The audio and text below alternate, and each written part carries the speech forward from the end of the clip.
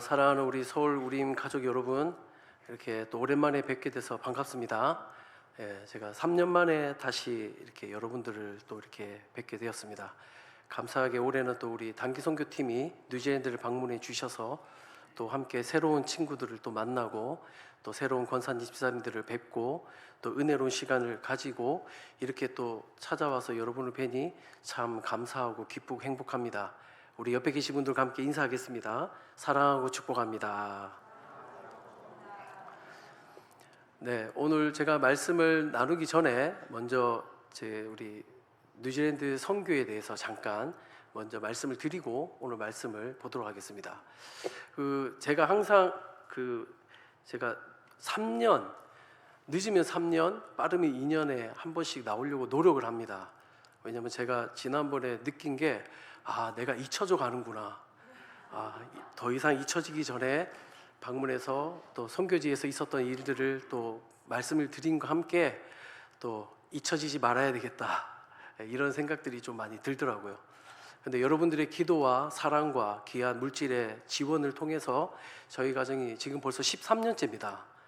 그래서 13년째 뉴질랜드 땅에서 하나님 주신 사역들을 감당하고 있습니다. 많은 변화들이 있습니다. 그런데 항상 제가 느끼는 게 뭐냐면 뉴질랜드라고 하는 이 땅의 이 독특성 때문에 우리 많은 성도님들이 뉴질랜드의 선교가 왜 필요하지? 그 복지 좋은 나라, 자연이 아름다운 나라에 할 일이 뭐가 있을까? 과연 거기서 무슨 선교한다고 그럴까? 그리고 단기 선교를 가게 되면 또 그런 오해들을 또 받을 것 같아요. 뉴질랜드 땅에 놀러 가는 거 아니야? 이렇게 생각하시는 분들이 계실 수도 있겠다, 이런 생각이 듭니다. 그래서 저는 올 때마다 계속 이게 또 뉴질랜드 땅이 왜 선교가 필요한 땅인지를 설명하고 또 설명하고 또 설명해야 됩니다. 그래도 이곳에 오신 분들은 뉴질랜드 땅이 어떤 땅인지 특별히 이번에 단기 선교 갔다 오신 분들을 통해서 들었기 때문에 어느 정도 다 이해하시리라 생각하지만 짧게 잠깐 보고 제가 이렇게 쭉 저희 사역을, 변화된 사역을 잠깐 나누고 말씀을 보도록 하겠습니다. 제가 오늘 좀 결단한 게 있습니다. 이 선교사님들이 많이 오시면 너무 길잖아요. 그래서 나는 길면 안 되겠다.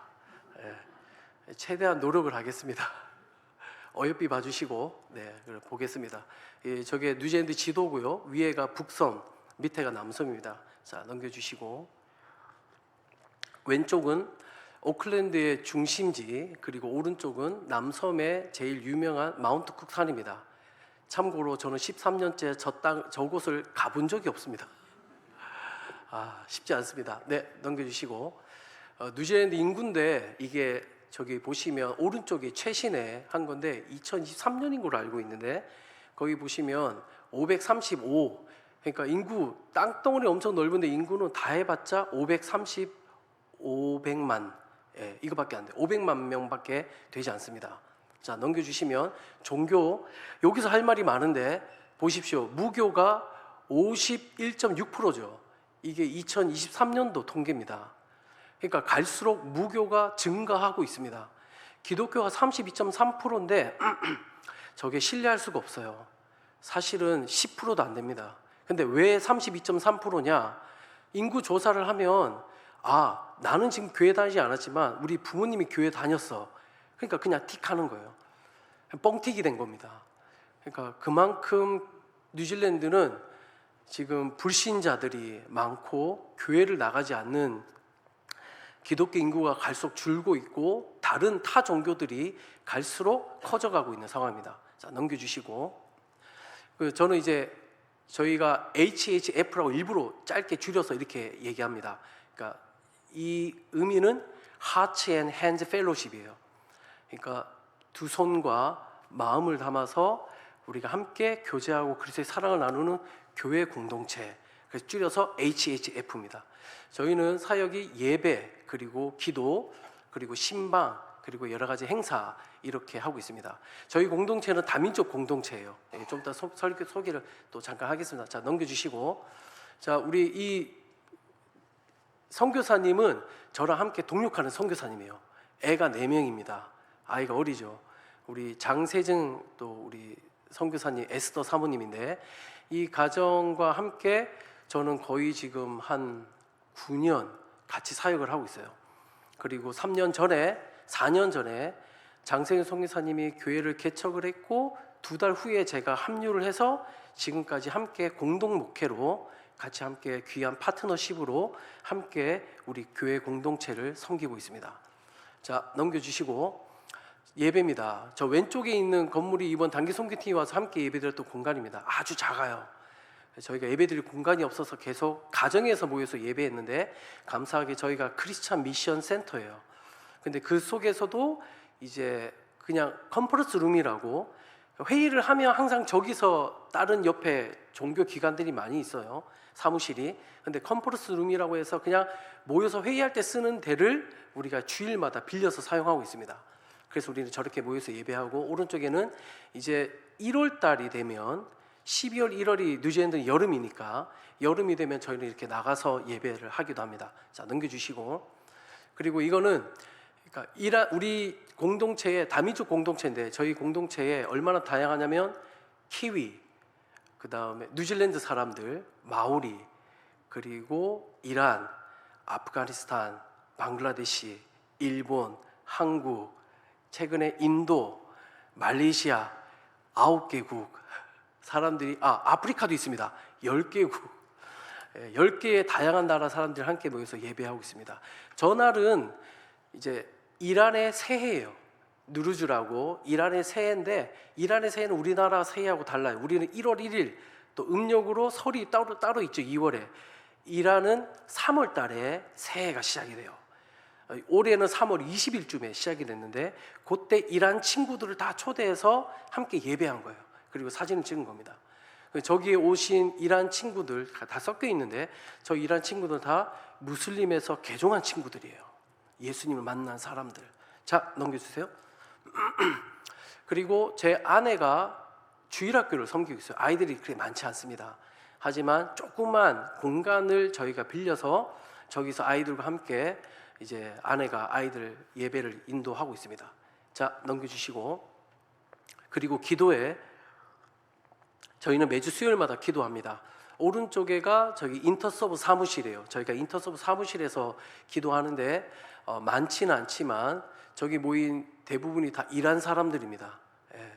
이란 친구들이 예수님을 믿어서 무슬림에서 예수님 믿어서 이렇게 기도에 나와서 같이 기도하는 거예요. 그리고 왼쪽은 이슬람 친구들은 무슬림 친구들은 이슬람 종교고 무슬림 친구들은 라마단 1년에 한 번 40일 금식 기도를 하잖아요. 그때 파워 나이트라고 권능의 밤이라고 해서 이 사람들이 특별히 금식하며 막 축제를 벌이면서 기도하는 날이 있어요. 우리는 이날 저 영혼들을 위해서 기도하자. 그래서 뉴질랜드에 있는 교회들이 함께 모여 그날 기도회를 가집니다. 그게 왼쪽에 있는 기도하는 사진입니다. 그래서 다양하게 우리 공동체에서 기도하고 또 연합해서 이런 특별한 행사 같은 날 우리가 함께 중보하며 기도하는 사역을 하고 있습니다. 자, 넘겨주시고 그리고 신방 왼쪽은 우리 아프간에서 온 한 가정집에 방문해서 예배를 드린 겁니다. 아프가니스탄은 저렇게 바닥에 깔고 앉아서 먹어요. 식탁에 앉지를 않아요. 그래서 아주 풍성하게 차려서 함께 대접합니다. 손님 대접. 그래서 같이 저희가 먹었고 오른쪽은 이란 친구입니다. 이란 가정에 저희가 초대받아서 같이 함께 이렇게 식탁을 나누며 교제합니다. 저분들은 기본이 대접이에요.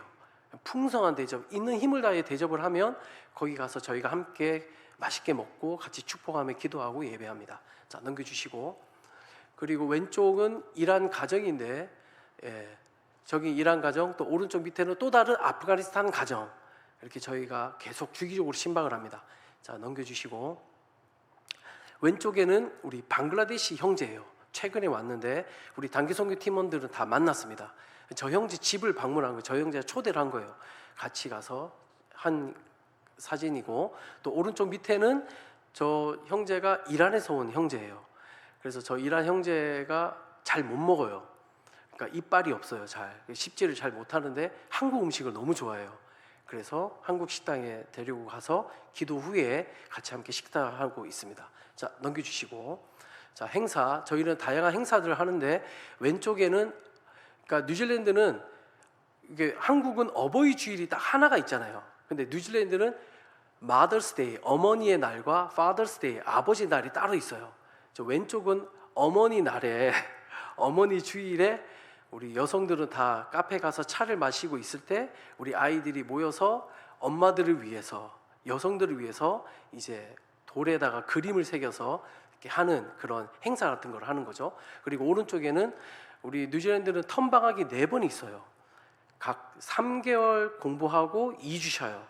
그리고 여름에는 1달 반을 쉬어요. 그 텀방학 때 저희는 아이들을 데리고 나갑니다.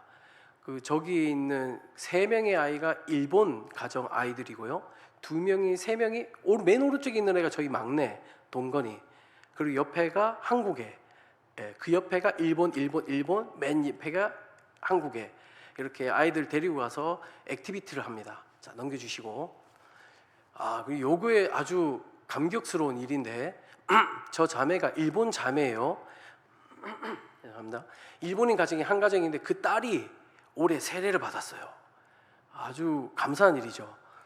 그 저 딸이 세례를 받는데 일본인 교회에서 세례를 받은 거예요. 그래서 저희 HH 저희 공동체가 다 일본인 교회 가서 같이 예배하고 세례 받는 걸 함께 축복하고 기도했습니다.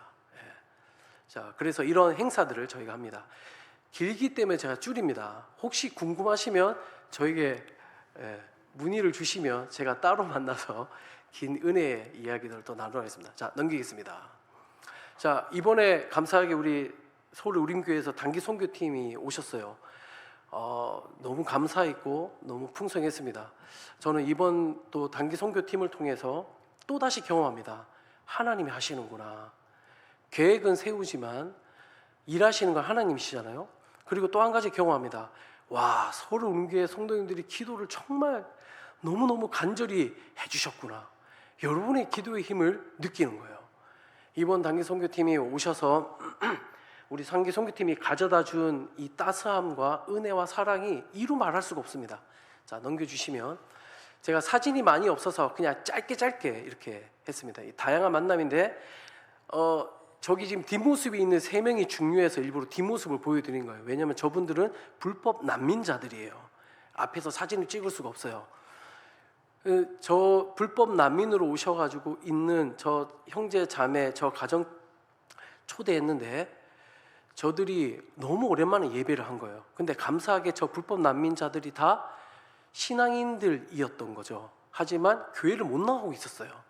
그런데 우리 단기 송기팀이 와서 초대해서 같이 예배하는데 하나님이 그들의 심령을 만져주시니까 너무 예배에 오고 싶은 거예요. 그래서 단기 송기팀이 다녀간 이후로 지금까지 예배에 빠지지 않고 나오고 있습니다. 그래서 함께 예배하고 있습니다. 그래서 우리 저기 흑인 친구가 보이죠? 저 친구가 피터 선교사님이에요. 이 난민 사역을 하는 선교사님입니다. 그래서 오셔서 같이 함께 난민 사역이 어떻게 되고 있는지를 소개해 주셨어요. 자, 넘겨주시고 왼쪽에 있는 그 키위 형제가 이제 인터서브 선교사님이에요. 젊은 형제죠. 무슬림 사역하는 선교사님이에요. 뉴질랜드 수도가 어디일까요? 혹시 아시는 분? 오클랜드로 알고 계시죠? 오클랜드는 수도가 아니에요. 예, 뉴질랜드 수도는 웰링턴이에요. 저 옆에 있는 키위 형제는 웰링턴에서 잡을 가지고 있어요. 일을 하면서 무슬림 사역을 하고 있어요. 그래서 딱 마침 저희가 단기 선교팀이 올 때 올라왔어요. 그래서 와서 같이 함께 사역들을 나누고 은혜를 나눠주셨어요. 안타까운 거 저 형제의 와이프가 작년에 급성 혈액암으로 이른 나이에 먼저 주님 품으로 갔어요.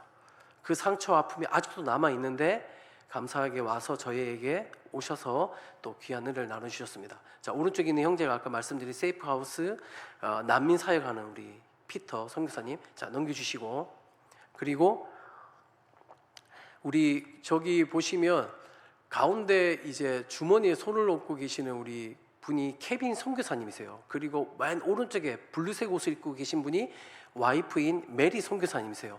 저 두 분은 위클리프 성경 번역 선교사님이세요. 50년째 푸카푸카라는 아주 조그만 섬마을이 섬나라가 있습니다. 그 섬나라의 언어로 성경 번역하는 일을 해오셔서 작년에 신약이 다 번역이 돼서 성경을 출판하고 그래서 그 땅에 가서 성경책을 주셨어요.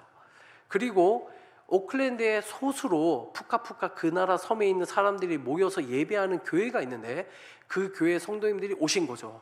이번 우리 단기 선교팀 오셨을 때 그래서 함께 예배했던 시간입니다. 또 넘겨주시고 라누이는 오클랜드에서 그 가장 극빈한 마을이에요. 그러니까 한마디로 캠퍼밴, 그러니까 캠핑카 있죠. 근데 한국은 캠핑카가 일체형이지만 뉴질랜드는 분리된 게 많아요. 그냥 뒤에 침실만 있는 그거를 집으로 삼아서 사는 사람들의 마을이었어요. 근데 지금 조금 좋아져서 단칸방이 다 만들어졌어요. 하지만 복지의 사각지대에서 뉴질랜드는 복지가 잘 되는 나라임에도 불구하고 복지의 사각 가운데 놓여서 가장 극빈한 삶을 살아가는 사람들의 마을에 사역하시는 우리 이형 간사님 오셔서 강의를 듣고 저희가 방문해서 사역을 했습니다. 자, 넘겨주시면 우리 권사님 집사님들이 열심히 빵을 이제 소세지 시즈를 준비해 주시고 오른쪽에 우리 청년들과 우리 김청 이사님이 바비큐를 준비해 주셨어요. 넘겨주시고 그래서 우리가 했는데 그 다음에 한 게 이슬람 강의를 들었어요. 그런데 중요한 건 저기 초대되신 분이 터키 이슬람 이맘이에요. 한마디로 말하면 교회 목사인 거예요. 이슬람의 목사님이 오셔서 이슬람 강의를 해줬습니다. 이거 어마어마한 일입니다. 여러분 감격이 잘 안 되시겠지만 이거 어마어마한 일이에요. 이게 있을 수 없는 일이에요.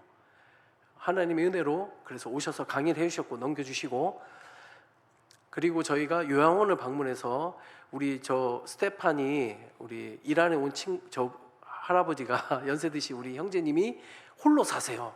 싱글로. 그리고 지병이 많아요.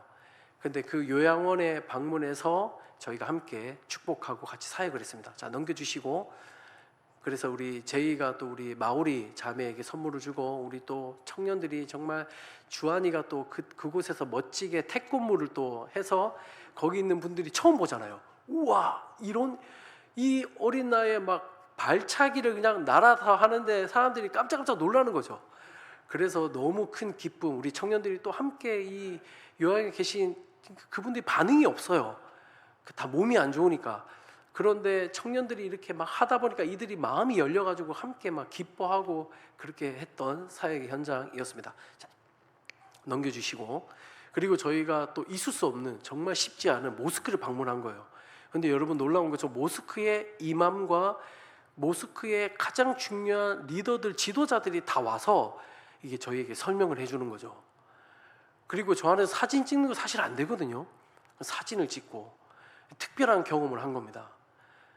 자, 넘겨주시고 제가 줄이는 게 시간이 지나가니까 왜냐면 영상을 다 보셨고 궁금하시면 비하인드 스토리는 제가 따로 궁금하시면 연락 주시면 알려드리겠습니다. 이것도 특이한 거죠. 터키 공동체를 터키 무슬림들이만 모여서 자기들끼리 모여서 친목회 하는 거예요. 한 달에 한 번씩. 그런데 하필이면 하필이 아니죠. 하나님의 은혜로 우리 단기 선교팀이 오는 그 주간에 이분들이 모이는 날이 금요일 날 모임이 딱 있는 거예요. 저희를 초대해 주셨어요.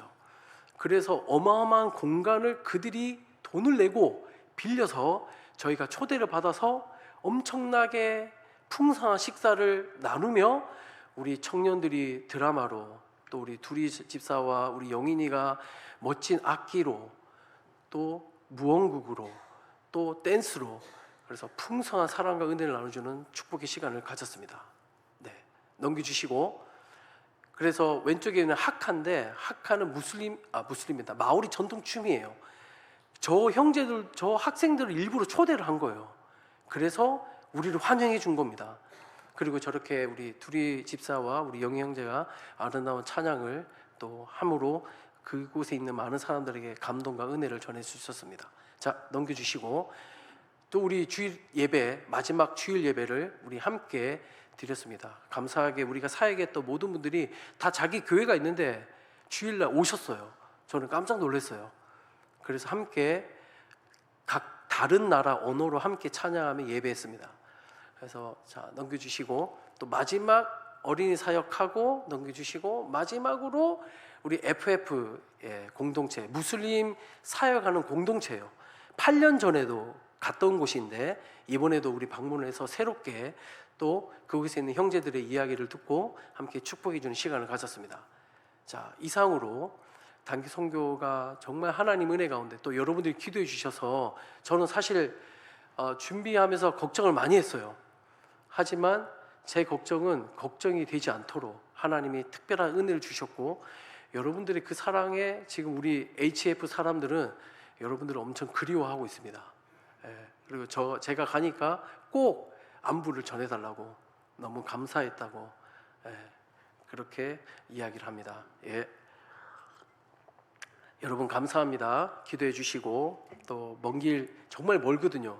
저도 3년 만에 나오는데 뉴질랜드 다이렉트로 오는데 12시간이에요. 가는 거 11시간이지만 12시간 힘들더라고요. 이번에 좀 힘들다. 근데 여러분들이 그 먼 시간을 돌아서 또 오셨잖아요. 일주일 내내 사역하시느라고 온 힘을 다하셨는데 너무 감사했고 너무 큰 기쁨이고 영광이었습니다. 다음에도 또 우리 많은 성도님들이 함께 오셔서 또 은혜의 잔치, 하나님이 하시는 은혜들을 경험하는 시간이 됐으면 좋겠습니다. 자, 제가 말씀을 우리 잠깐 보도록 하겠습니다. 시편 1편, 제가 3년 전에 와서 이 1절 가지고 말씀을 전했거든요. 오늘은 2절을 중심으로 한번 살펴보려고 합니다. 시편 1편 1절에 보면 이렇게 시작합니다.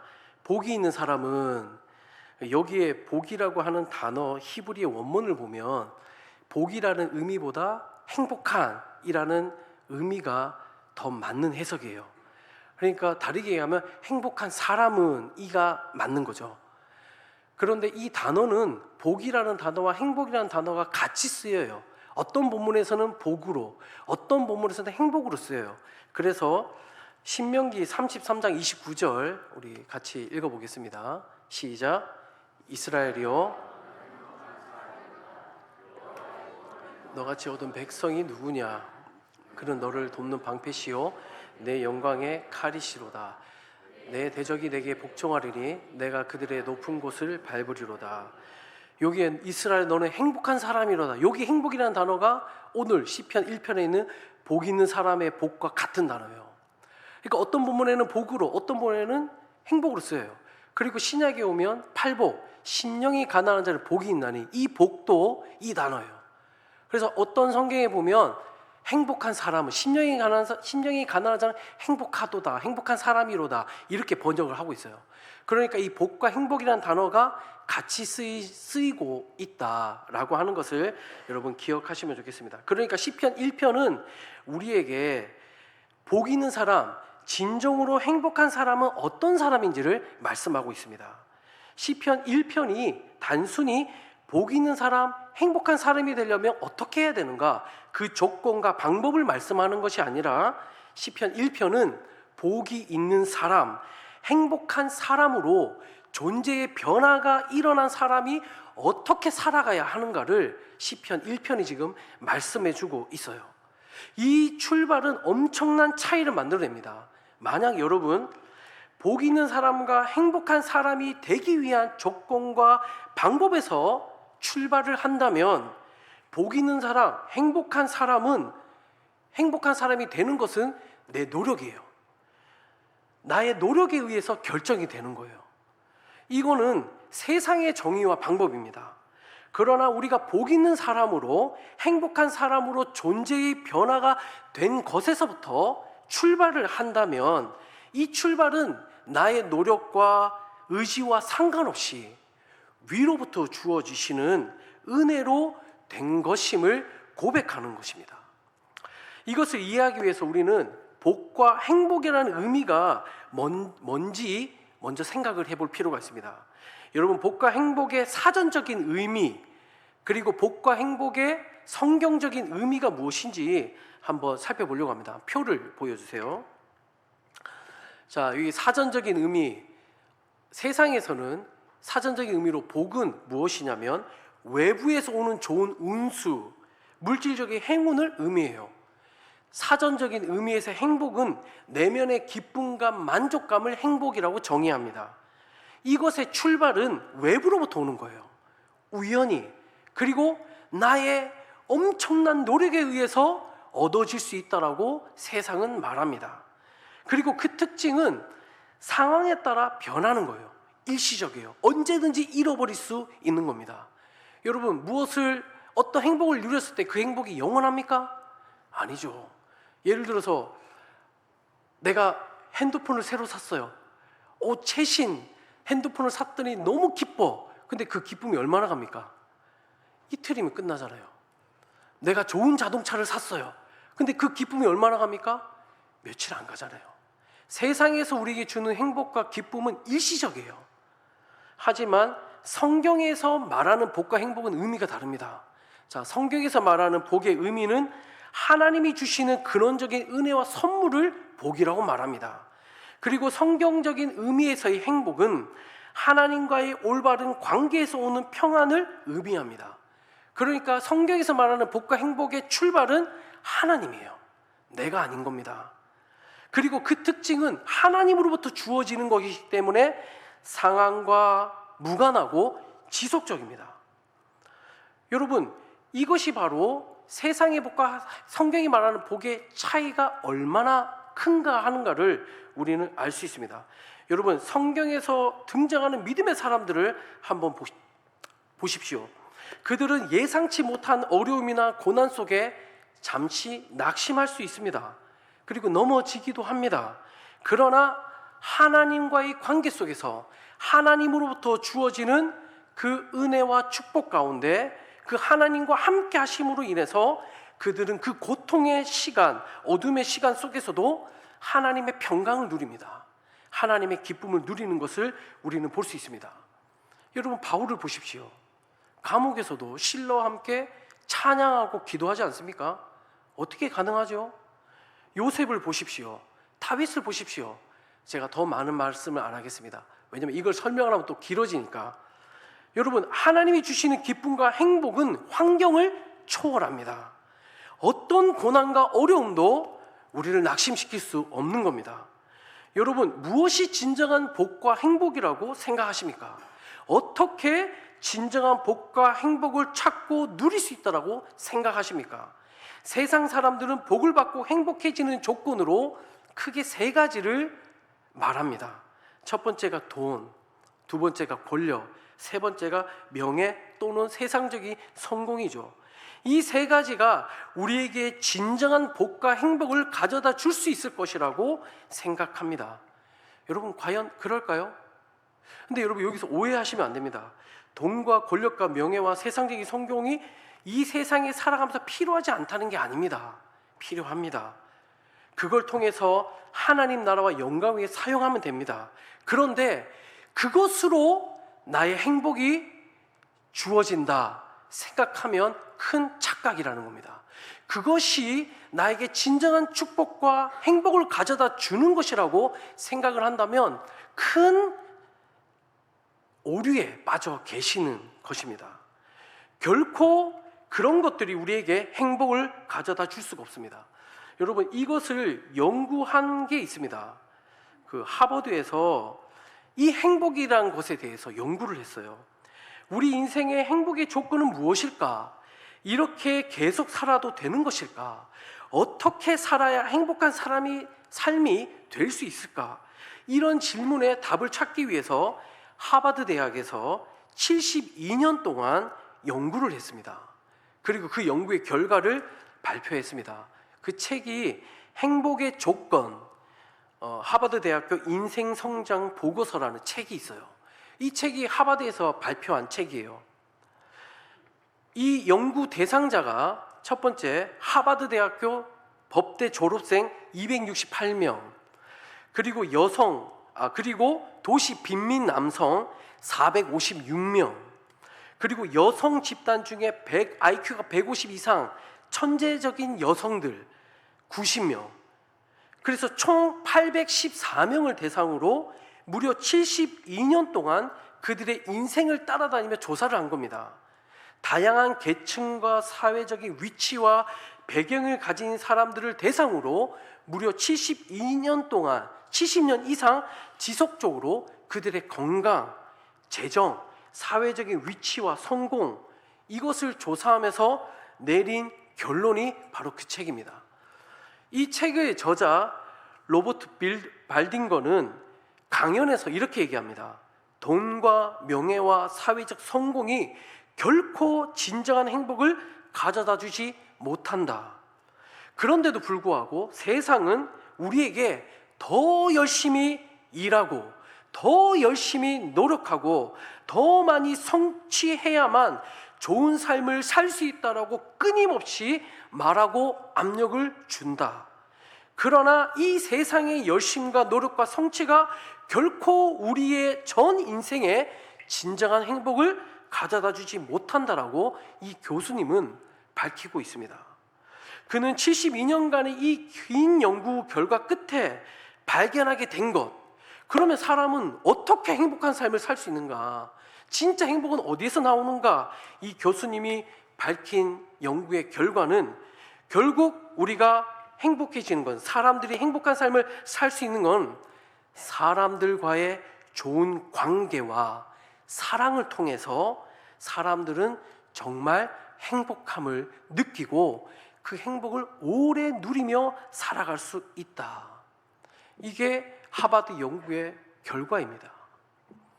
여러분, 세상에서도 뭐라고 말하냐면 세상은 우리에게 돈과 명예와 권력이 우리에게 진정한 행복을 가져준다고 말하지만 사실은 그게 아니라 우리가 이 땅에 살면서 사람들과 얼마나 좋은 관계를 가지며 그들과 사랑의 관계를 가지며 살아가고 있느냐, 이게 진짜 행복을 가져다 준다라고 말하고 있다는 겁니다.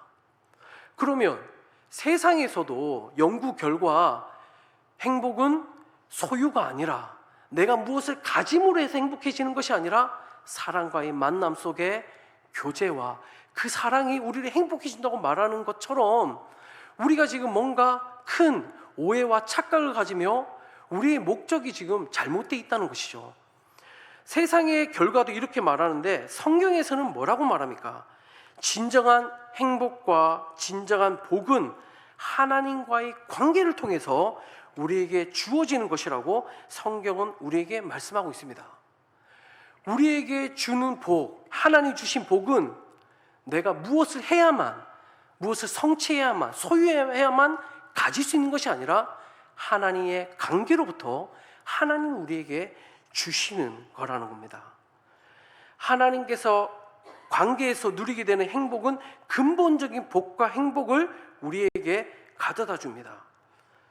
그러면 여러분, 하나님께서 우리에게 이 놀라운 축복을 주시기 위해서 하신 일이 무엇입니까?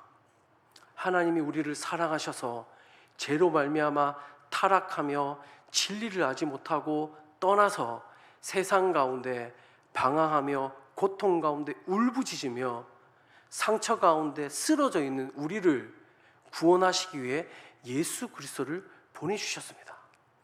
예수님의 십자가의 죽음으로, 그 하나님의 사랑으로 하나님 우리의 죄의 담을 거두시고 우리를 아무런 대가 없이, 조건 없이 너는 내 사랑하는 아들이라, 너는 내 사랑하는 딸이라 우리에게 그 사랑을 부어주셨습니다. 그 하나님의 사랑으로 우리는 하나님과의 관계를 맺을 수 있게 되었습니다. 그래서 우리는 하나님을 아버지라고 부르게 되었습니다. 이것이 하나님이 우리에게 복 주시기 위해서, 하나님이 우리를 위해서 하신 일입니다.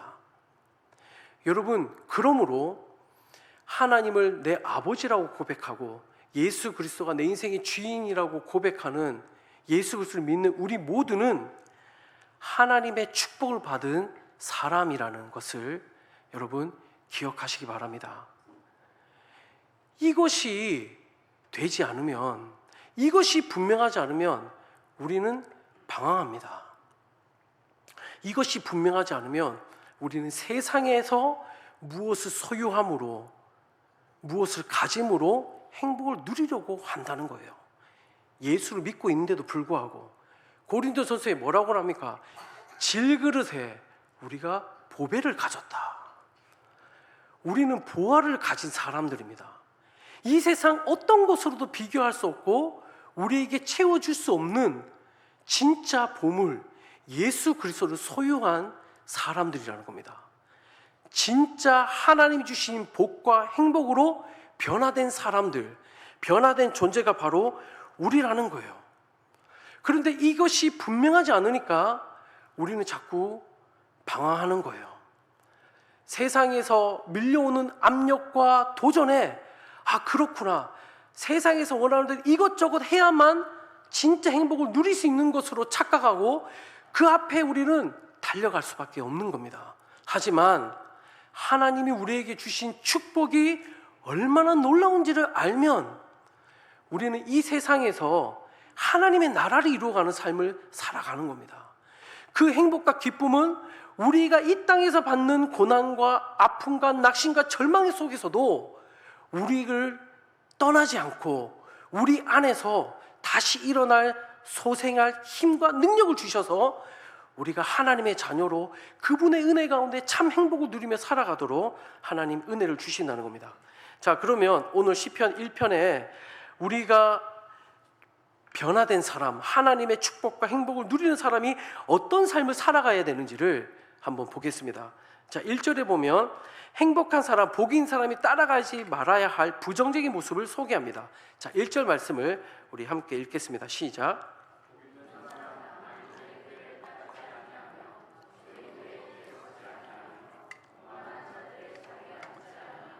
네, 복 있는 사람은 악인들의 꾀를 따르지 않고 죄인들의 길에 서지 않고 오만한 자들의 자리에 앉지 않는다. 자, 짧게 설명할게요.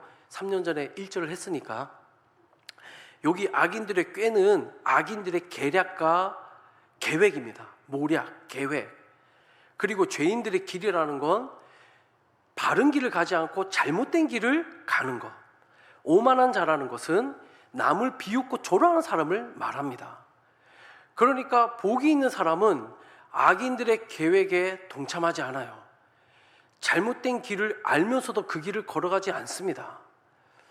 남을 비웃고 조롱하는 자리에 앉아서 그 남을 무너뜨림으로 내 행복을 채우려고 하지 않는다는 겁니다. 진짜 여러분이 하나님이 주신 행복을 찾으면 우리는 이런 삶을 살아가게 될 것입니다. 왜? 하나님과의 관계가 깊어지면 우리는 이런 삶을 살 수가 없어요. 그런데 왜 예수 믿는 사람들이 이런 삶을 살아갈까요? 하나님 주신 복이 무엇인지 모르니까.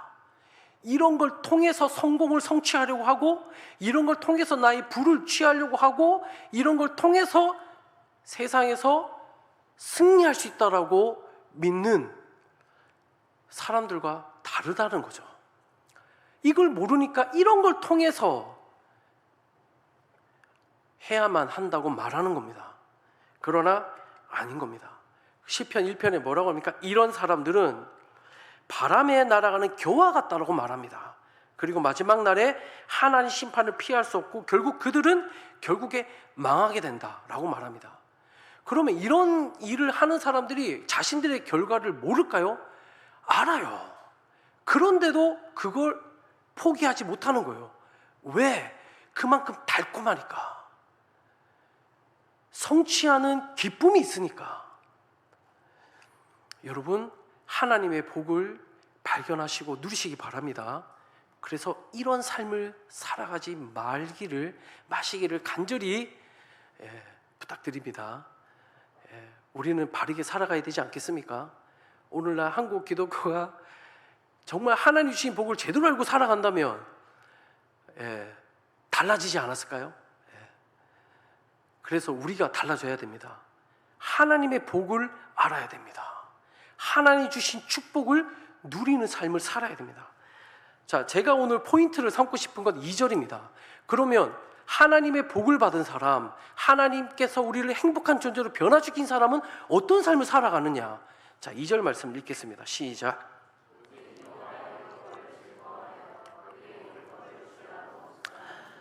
복 있는 사람의 행복한 사람은 여호와 율법을 즐거워하여 그 율법을 주야로 묵상한다고 말합니다.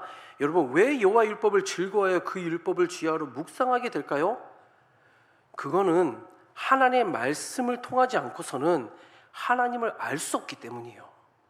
하나님의 말씀을 통하지 않고는 하나님과 바른 관계를 맺을 수 없기 때문입니다. 하나님이 누구신지, 하나님이 우리를 위해서 하신 일이 무엇인지 하나님을 알지 못하면 하나님의 축복과 은혜를 알 수가 없는 것이죠. 하나님의 말씀이 우리로 하여금 하나님을 알게 합니다. 하나님의 축복과 하나님의 그 영광을 알게 하신다는 겁니다. 그래서 2절에 중요한 두 가지 표현을 생각해 보려고 합니다. 첫 번째는 뭐냐면 시인은 여호와의 율법을 즐거워한다라고 말합니다. 여기에 여호와의 율법은 오늘 우리에게 하나님의 말씀 전체를 의미합니다. 그러니까 그 말씀을 즐거워한다라고 말합니다. 여기서 즐거워하다는 단어는 히브리 원문에 보면 기쁨, 즐거움, 갈망이라는 뜻을 갖고 있어요. 그러니까 하나님의 말씀을 기뻐하고 즐거워하고 갈망하게 된다는 겁니다. 하나님과의 관계가 깊어지면 여러분, 하지 말라고 해도 하나님의 말씀을 기뻐하게 돼 있어요. 하나님의 말씀을 즐거워하게 되어 있습니다. 하나님의 말씀을 갈망하게 되어 있어요. 그러니까 여러분, 지금 내 상태를 점검해 보세요. 나는 지금 하나님과 바른 관계를 맺고 있나? 그러면 하나님의 말씀을 즐거워하게 되어 있습니다. 그렇게 안 될 수가 없어요. 하나님의 말씀을 기뻐하게 되어 있고 갈망하게 되어 있습니다. 세상은 지금 너무 바빠서 우리에게 말씀 읽을 시간 없도록 우리를 그냥 휘몰아칩니다. 핸드폰, 드라마, 영화, 음악, 다양한 취미, 여행 이런 것들로 우리로 하여금 하나님의 말씀 읽을 시간조차 없도록 만들어요. 그런데 여러분, 정말 시간이 없습니까? 정말 하나님 말씀을 즐거워하고 기뻐할 수 있는 시간이 없다는 게 정말일까요? 아니라는 겁니다. 하나님과의 이 관계 속에서 하나님의 말씀을 즐거워해야 합니다. 하나님의 말씀을 즐거워해야 되는 이유를 성경은 여러 군데로 말하고 있는데 몇 가지만 살펴보겠습니다. 자, 시편 19편 7절에서 8절입니다. 우리 같이 함께 읽겠습니다. 시작. 여호와의 시편 7절 시작. 여호와의 율법은 완전하여 확실하여 우둔한 자를 지혜롭게 하며 여호와의 교훈은 정직하여 마음을 기쁘게 하고 여호와의 계명은 순결하여 눈을 밝게 하시도다. 여호와를 경외하는 도는 정결하여 영원까지 이르고 여호와의 법도 진실하여 다 의로우니 금 곧 많은 순금보다 더 사모할 것이며 꿀과 송이꿀보다 더 달도다. 와, 여러분, 이 은혜를 경험해 본 적이 있으십니까? 하나님의 말씀이 우와, 순금보다 더 사모하고 세상에 꿀과 송이꿀보다도 달답니다. 와, 여러분, 이 은혜를 한번 누려봐야 되지 않을까요? 하나님의 관계가 깊어지면 깊어질수록 하나님의 말씀을 통하여 여러분 이 은혜를 누리시게 될 겁니다. 우와, 하나님의 말씀이 이렇게 달콤해? 우와, 이렇게 기쁘고 즐겁다고? 예, 이 은혜를 경험하시기 바랍니다. 자, 시편 119편 47절 48절도 우리 같이 읽어볼게요. 시작. 내가 사랑하는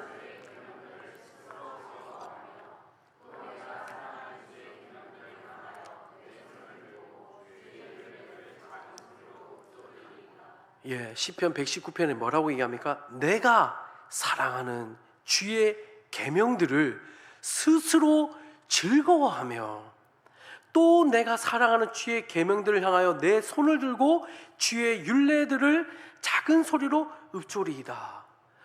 여러분, 성경이 분명히 말씀하죠.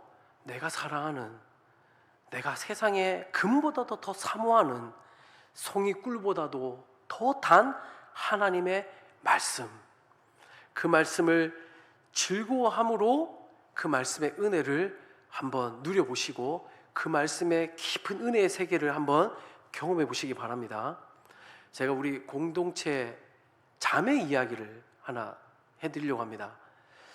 이 자매는 아프가니스탄에서 왔어요. 이 아프가니스탄 나라가 어떤 나라인지 아시죠? 거기는 100% 무슬림입니다. 지금은 또 탈레반 정권이 잡고 있어서 아주 심각한 상황에 있죠. 그런데 이 자매가 거기서 도망쳐 나와서 뉴질랜드로 왔어요. 근데 이 자매가 예수님을 만났어요. 어떻게 만났는지를 간증하는데 제가 짧게 말씀드리겠습니다. 이 자매는 그래도 아프가니스탄에서 여성 무슬림으로 그래도 좀 잘 나가던 자매였어요. 공공기관에서 일할 만큼 잘 나가는 자매였습니다. 근데 하루는 어떤 사람을 만났는데 간호사였다고 제가 기억이 돼요. 그런데 병원에서 이 간호사가 갑자기 자에게 어떤 책을 주더라는 거예요. 이 책을 주길래 받았죠. 근데 받고 보니까 그 책이 성경책이었던 거예요. 아프가니스탄은 성경책을 줘도 안 되고 그 주면 받으면 안 됩니다. 바로 버려야 돼요. 이게 발각되면 죽음이에요. 그런데 이 자매가 성경책을 받았는데 얼떨결에 받았는데 이 성경책을 내가 간직해야 되겠다는 마음이 드는 거예요. 몰래 숨겨서 집에 왔어요. 그리고 그 성경책을 읽어봐야 되겠다는 마음을 하나님이 주신 거죠. 성경책을 읽었어요. 놀라운 일이 일어났습니다. 성경책을 통해서 죄송합니다. 예수가 그리스도심을 발견하게 된 거예요. 나 예수님 믿어야 되겠다. 그런데 이 나라에서 내가 예수님 믿으면 죽네. 그래서 목숨 걸고 도망친 겁니다. 그 나라를. 그래서 불법 난민은 어디로 갔냐면 인도네시아를 갔어요. 인도네시아 난민 캠프에서 9년을 있었습니다. 9년 후에 겨우 난민으로 인정을 받았어요. 그래서 온 나라가 뉴질랜드입니다. 뉴질랜드 오자마자 이 자매가 제일 먼저 하고 싶었던 건 교회 가고 싶은 거예요. 하나님을 만났는데, 예수님을 만났는데 성경책을 통해서 난민 캠프에 9년 동안 있으면서 교회 한 번을 가지를 못했어요. 왜냐하면 다 무슬림들이 많으니까 갈 수가 없는 거예요. 9년을 참은 겁니다. 교회 가고 싶은 걸. 그리고 뉴질랜드 와서 그 가고 싶은 교회를 왔어요. 그 하나님 주신 감격과 기쁨이 얼마나 놀라웠겠습니까?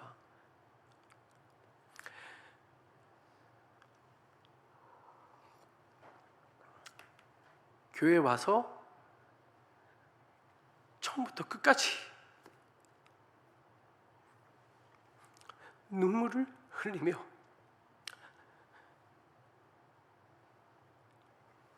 하나님 감사합니다. 죄송합니다.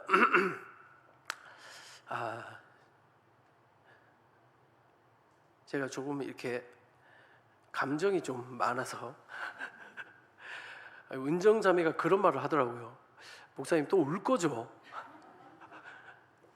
나 안 울 거라고 다짐하고 왔는데 어쨌든 여러분, 이 자매가 9년을 버틸 수 있는 힘이 뭡니까?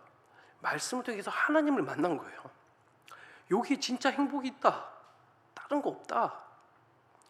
삶의 터전을 버리고 자신의 삶을 새로운 낯선 곳에, 영어가 잘 되겠어요? 영어도 잘 안 되고 생활도 힘들고 어려운데도 하나님 만난 그 감격 때문에, 그 기쁨 때문에 뉴질랜드까지 와서 그 하나님 만난 감격과 기쁨으로 지금도 살아가고 있어요. 말씀이 우리에게 진짜 행복을 가져다 줍니다, 여러분. 하나님의 말씀을 통해서 하나님이 주신 복을 찾으세요. 그 어떤 것으로도 비교할 수 없는 주님이 주시는 기쁨과 평안과 행복이 말씀에 있습니다. 자, 그러면 두 번째, 제가 빨리 말씀을 좀 정리를 하려고 합니다. 두 번째 2절에 보면 한 가지 더 살펴보려고 하는 건, 시인은 여호와의 율법을 즐거워하여 그 율법을 주야로 묵상한다라고 말합니다. 두 번째로 우리 살펴볼 것이 하나님의 말씀을 주야로 묵상한다는 겁니다. 여기서 묵상이라는 단어가 히브리어 원문에 보면 어떤 뜻이냐면 작은 소리로 중얼거리다, 읊조리다라는 뜻이 있어요. 그러니까 우리는 묵상한다 그러면 명상을 생각해요. 말씀을 속으로 생각하는 거죠. 그게 묵상이 아닙니다. 묵상은 소리 내서 말씀을 읽는 거예요. 여러분, 가끔씩 그 영상에 보면 유대인들이 말씀을 읽을 때 어떻게 읽습니까? 소리 내서 토라를 들고 온몸을 흔들며 읽죠. 이게 묵상이에요. 여러분, 묵상의 목적이 뭘까요? 묵상은 하나님의 말씀을 내 삶에 적용하는 데 목적이 있어요. 그러니까 묵상이라고 하는 단어는 명상이 아니라 말씀을 읽고 그 말씀을 온몸으로 내 삶으로 담아내려는 몸부림, 그 행위가 묵상인 거예요. 여러분, 진짜 묵상을 한번 해보시기 바랍니다. 하나님의 말씀을 삶으로 담아내는 삶을 한번 살아보시기 바랍니다. 하나님이 살아계신데 내가 말씀에 순종해서 그 말씀을 내 삶으로 담아내려고 할 때 하나님이 말씀 가운데 역사하지 않으시겠습니까? 하나님의 일하심을 경험하게 될 것입니다. 제가 또 한 가지 우리 형제 이야기를 하고, 왜냐면 이게 좀 더 여러분에게 또 좀 잘 전달이 될 것 같아서 말씀을 하고 마치겠습니다. 이 친구는 작년에 사우디에서 왔어요.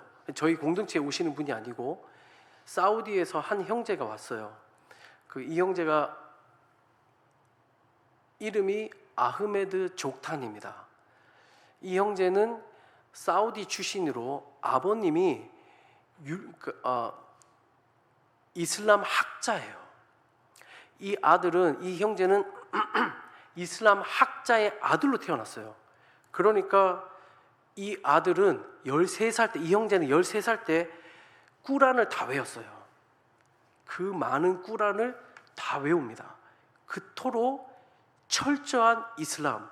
심지어 이 형제는 뭐라고 하냐면 자기 가문에 5명이 미국의 9.11 테러에 가담했던 사람이라고 그래요. 자기 친척 중에. 그래서 사우디에서 실제로 9.11 테러가 일어난 후에 일어났을 때 사우디에서는 자기 가문은 축제를 벌였대요. 모든 가족들을 다 초대해서 어마어마한 식탁에 잔치를 벌인 거예요. 그 정도로 강경한 무슬림의 아들이에요. 근데 이 형제가 똑똑해요. 그러니까 의대를 가려고 하는데 영어를 배운 적이 없어요. 근데 의대를 가면 다 의학 용어가 영어니까 영어를 배워야 되는데 영어를 어디 가서 배울까 하다가 이 형제가 사우디 국적으로 갈 수 있는 나라가 많지 않아요. 근데 뉴질랜드는 그런 거 없거든요. 웰컴이죠. 와라. 그러니까 비자 받기가 쉬운 뉴질랜드를 선택을 한 거예요.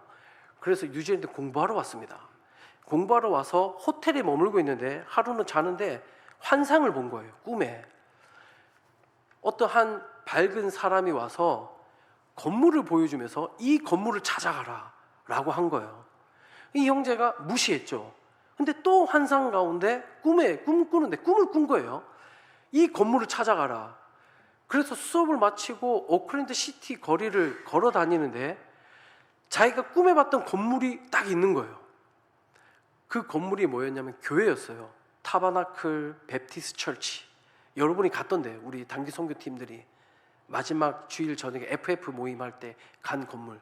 그 건물을 꿈에 본 건물이 그 건물이어서 자기도 모르게 그 건물에 들어간 거죠. 거기서 이슬람 사역을 하시는 목사님을 만났어요. 그리고 목사님과 함께 꾸란에 대해서 이야기하면서 자기 꿈에 대해서 이야기를 하고 그러면서 예수님을 알게 된 거예요.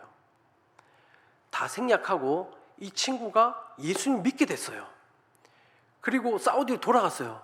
어떤 일이 일어났을까요? 결국엔 부모님께 걸렸죠. 쫓겨났어요. 그런데 이 친구가 하나님 만난 그 감격 때문에 사우디에서 두바이까지 차로 예배하러 갑니다. 이 사람이 계속 왔다 갔다 국경을 넘나들면서 예배하러 갔다가 오고 이러니까 먼 시간을 국경 조사대에서 조사를 한 거예요. 그리고는 발각이 됐어요. 야, 너 사우디 무슬림인데 너 율법 학자의 아들인데 네가 지금 예수 믿어서 지금 예배하러 간다고? 걸린 거예요. 감옥에 갇혀서 모진 고문을 받고 겨우 살아납니다. 그래서 도망쳐서 미국을 가게 됐어요. 다행히 미국에서 받아줘서 교회들이 계속 끊임없이 이 형제를 위해서 기도하면서 받아줘서 예수를 믿고 난 다음에 이 형제가 그 고난 속에 하나님의 말씀을 통해서 힘을 얻고 그 고난을 이겨냈다라고 말해요. 그리고 이 형제가 한 게 뭐였냐면 책을 하나 만들어요. 빈 노트예요. 책입니다. 근데 안에 아무것도 써 있지 않아요. 보이지 않는 성경을 만든 거예요. 그런데 거기에 이 UV 라인을, 그러니까 불빛을 비추면 성경이 나와요. 이 책을 들고 사우디 가는 겁니다. 왜냐하면 사우디 검문을 통과하려면 성경책 들고 못 가잖아요. 빈 노트니까 통과가 돼요. 그리고 사람을 만나요. 그리고 그 친구에게 성경책을 줍니다. 그리고 UV 불빛을 비춰서 성경을 알려주고 성경을 전함으로 복음 전도하는 거예요. 여러분, 어떻게 이게 가능할까요? 하나님의 말씀이 살아있기 때문에, 그 말씀을 통하여 하나님을 만나고 하나님을 경험하여 하나님이 어떤 분인지를, 하나님 주신 진짜 행복과 그 은혜를 누리기 때문에 자신의 생명을 걸고 보이지 않는 성경책을 만들어서 그걸로 무슬림들을 전도하는 삶을 지금도 살아가고 있어요. 의사를 내려놓고 내비게이터 선교사로 중동을 다니며 사우디의 지하교회를 개척하고. 여러분, 하나님의 말씀은 살아있습니다. 오늘날에도 전 세계의 많은 사람들이 하나님의 말씀을 통하여 하나님을 알게 되고 예수님을 만납니다. 하나님의 말씀은 단순히 기록된 교훈과 지혜가 담겨진 글이 아닙니다. 하나님의 말씀은 지금도 살아서 우리의 영혼을 깨우고 닫혀진 마음을 열고 하나님을 만나고 예수 그리스도를 만나게 하는 살아있는 하나님의 말씀입니다. 여러분, 이 말씀을 읽으시기 바랍니다. 이 말씀을 배우시고 몸으로 담아내는 묵상을 해보시기 바랍니다. 말씀이 역사하는 예배의 자리로 나오시기 바랍니다. 말씀과 함께 하루를 시작하시고 그 말씀을 소리내어 읽으면서 깊이 그 의미를 생각하고 그 말씀을 삶으로 담아내는 변화를 시작하시기 바랍니다. 왜 이게 가능하죠? 하나님이 우리를 사랑하셔서 우리에게 진짜 복과 행복을 주셨기 때문에 이런 변화를 우리는 만들어갈 수 있습니다.